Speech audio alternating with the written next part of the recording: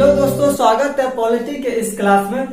दोस्तों, बात कर रहे थे राष्ट्रपति के शक्ति के बारे में, जिसके अंतर्गत हम आपातकालीन शक्ति को पढ़ रहे थे। और यह आपातकालीन शक्ति जो होती है वह 3 प्रकार की होती है। अनुच्छेद 352 के तहत राष्ट्रीय आपातकाल, 356 के तहत राष्ट्रपति शासन या फिर उसको राजकीय आपातकाल भी बोल सकते हैं, और तीसरा आपातकाल होता है वित्तीय आपातकाल। इसके बारे में आज हम बात करेंगे और यह आपातकालीन शक्ति आज समाप्त हो जाएगी।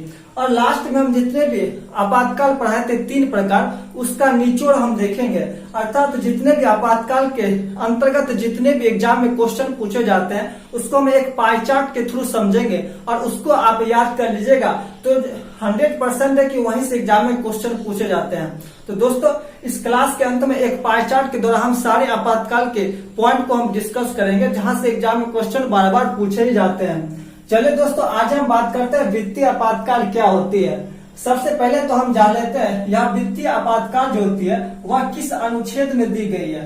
तो वित्तीय आपातकाल की चर्चा जो है वह अनुच्छेद 360 में दी गई है, जहां अनुच्छेद 352 में क्या था राष्ट्रीय, 356 में क्या था राष्ट्रपति शासन और 360 में क्या दी गई है तो वित्तीय आपातकाल की चर्चा दी गई है। लेकिन यह वित्तीय आपातकाल कब लगती है यह वित्तीय आपातकाल?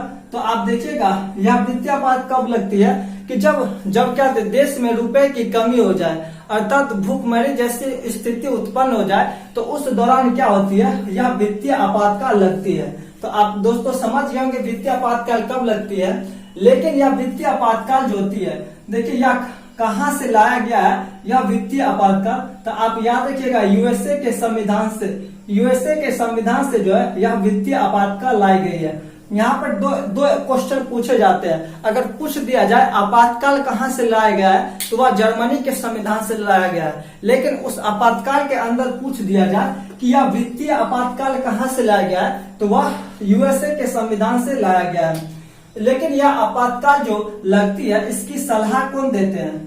आपातकाल जो लगती है इसकी सलाह कौन देते हैं? तो जैसा कि हम पिछले क्लास से पढ़े थे कि वे सारे आपातकाल में क्या होते हैं, मंत्री परिषद क्या होती है, सलाह देती है। अर्थात जब वित्तीय आपातकाल लगती है तो उस वित्तीय आपातकाल को लगाने के पहले सलाह कौन देते हैं तो वह मंत्री परिषद सलाह देते हैं। तो फिर अगर वह सलाह दे देते हैं तो फाइनली रूप से लागू करने का काम किसका होता है? तो लागू कौन करता है? तो राष्ट्रपति जी की अनुमति से क्या होता है लागू कर देते हैं। लेकिन लागू अगर हो जाएगा तो फिर क्या होता है, संसद से तो अनुमोदन भी तो लेना है। तो क्या कितने दिन के अंदर अनुमोदन लेना है उसको हम देखते हैं। तो अनुमोदन जो लेना पड़ता है, यह अनुमोदन जो होती है 60 दिनों के अंदर जो होती है अनुमोदन लेने की आवश्यकता होती है। यह अनुमोदन जो बिल्कुल साधारण बहुमत के द्वारा, साधारण बहुमत। लेकिन यह साधारण बहुमत क्या होती है? साधारण बहुमत अर्थात 50%। साधारण बहुमत अर्थात 50%। तो अनुमोदन जो होती है वह 60 दिनों के अंदर लेने की आवश्यकता होती है, वो भी कितने? साधारण बहुमत के तहत। जहां हम देखे थे राष्ट्रीय आपातकाल में क्या होती है विशेष बहुमत अर्थात 2/3, जबकि हम राजकीय आपातकाल में भी क्या देखे थे, वहां पर भी देखे थे 60 दिनों के अंदर, अर्थात वहां भी क्या होती है साधारण बहुमत के द्वारा ही होती है। और यहाँ भी क्या होती है साधारण बहुमत। सिर्फ आप याद रखिएगा राष्ट्रीय आपातकाल में विशेष बहुमत की आवश्यकता होती है, 2/3 अर्थात लगभग 66% की आवश्यकता पड़ती है। लेकिन यार जो वित्तीय आपातकाल लगती है तो इसका कितना टाइम पीरियड होता है, कब तक यह लागू रहेगी? अब देखिए यहाँ से एग्जाम में क्वेश्चन फंसा कर पूछ दिया जाता है यह कितने समय तक लागू होगी। तो यह एक बार लागू हो जाती है तो यह अनिश्चित काल के लिए लागू, अनिश्चित काल के लिए क्या होता है लागू हो जाती है। अब देखिए यहाँ से क्वेश्चन पूछा जाएगा, कैसे फंसा कर क्वेश्चन पूछा जाएगा कि अगर वित्तीय आपातकाल राष्ट्रपति के अनुमोदन के बाद लग जाती है तो कितने दिन तक चलेगी? जब राष्ट्रपति लगाकर पूछे तो यह 60 दिन ही होगी, और जब पूछ दिया जाए संसद के अनुमोदन के बाद वह कितने टाइम पीरियड तक रहेगी तो वह अनिश्चित काल के लिए। लेकिन यह अनिश्चित काल क्या आगे चलकर वित्तीय आपातकाल लगा ही थोड़ी रहेगा, फिर तो समाप्त हो जाएगा। तो फिर इसे समाप्त कौन करेगा? अब देखिए समाप्त भी तो हो सकता है, ऐसा तो है नहीं कि हरदम आपातकाल भूखमरी जैसी स्थिति या फिर रुपए जो घट गई है वो हमेशा ऐसा ही स्थिति बना रहेगा, कभी ना कभी तो वह समाप्त हो ही जाएगा। तो लेकिन वह उसको फिर समाप्त कौन करेगा इस वित्तीय आपातकाल को? तो राष्ट्रपति की घोषणा के फलस्वरूप राष्ट्रपति के घोषणा के फलस्वरूप अर्थात जब राष्ट्रपति को ऐसा लग जाए कि वित्तीय आपातकाल जैसी स्थिति अब समाप्त हो गई है, तब क्या होती है, इस वित्तीय आपातकाल को समाप्त कर दिया जाएगा। तो दोस्तों ये सारे पॉइंट को आप समझ लिए होंगे, ये सारे पॉइंट याद रखिएगा, यहाँ से एग्जाम में क्वेश्चन पूछे जाते हैं। अब देखते हैं कि राष्ट्रपति जो वित्तीय आपातकाल लगाते हैं उसके क्या क्या प्रभाव पड़ता है, उसको देख लेते हैं। मुख्य रूप से क्या होती है, जब वित्तीय आपातकाल लग जाती है तो उसके क्या प्रभाव पड़ते हैं। तो पहला एक प्रभाव आता है कि यहाँ पर याद रखिएगा, राष्ट्रपति को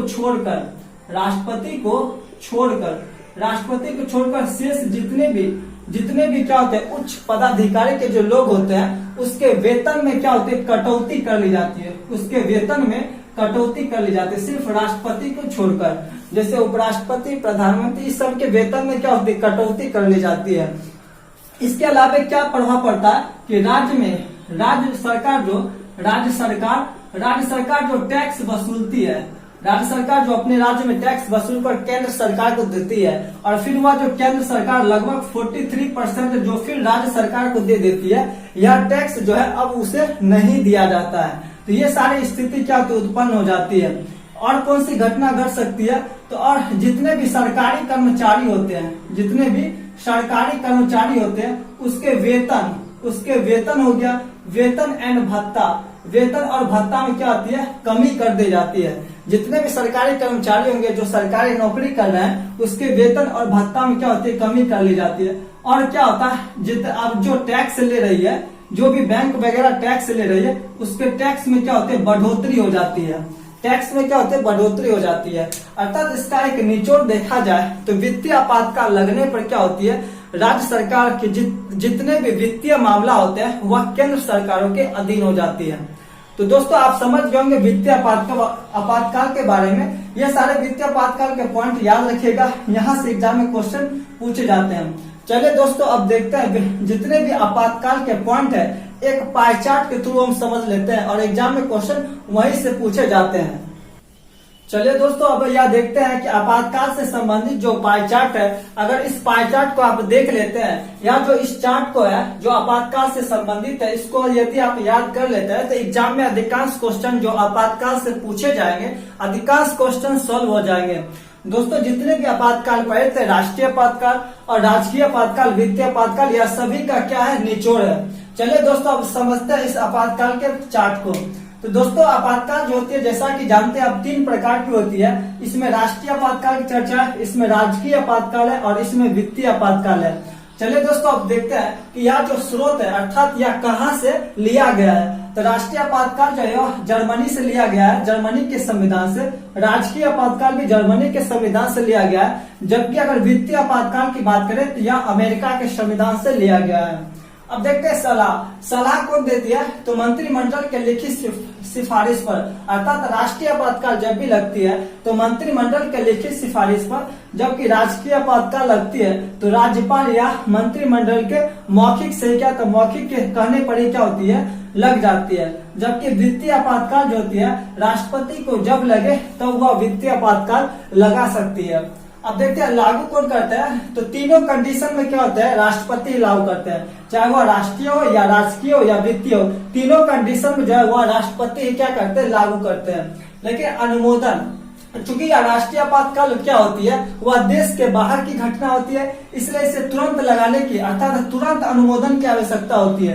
इसलिए इसमें कम दिन दिया गया, अर्थात 30 दिनों के अंदर अनुमोदन होना चाहिए। और चूंकि यह राजकीय आपातकाल और वित्तीय आपातकाल हमारे देश के अंदर की घटना है, इसलिए इसमें थोड़ा सा ज्यादा टाइम दे दिया गया, अर्थात इसमें भी 60 दिन, इसमें भी 60 दिन अनुमोदन की आवश्यकता पड़ती है। अतः अनुमोदन नहीं होता तो फिर क्या होती है, समाप्त हो जाती है।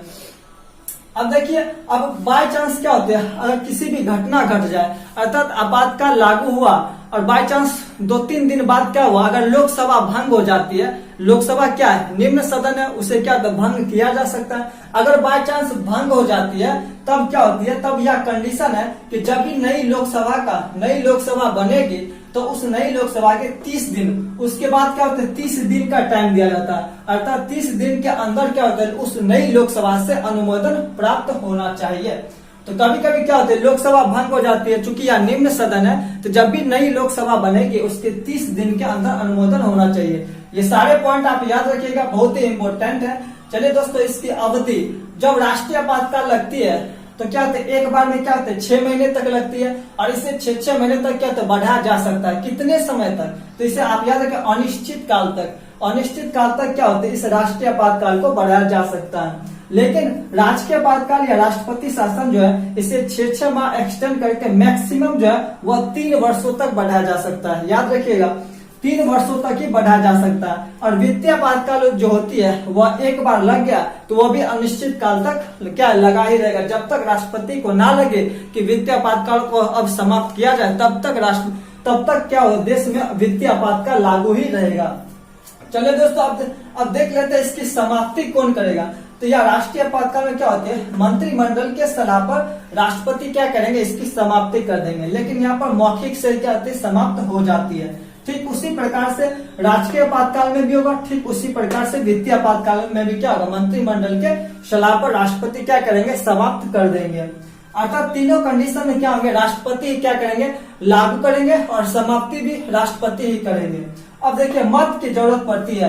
कितने मत से क्या होता है, सदन से पारित होना चाहिए। अर्थात लोकसभा राज्यसभा दोनों से कितने बहुमत से पारित हो जाए कि यह आपातकाल, तीनों आपातकाल को लागू किया जा सके।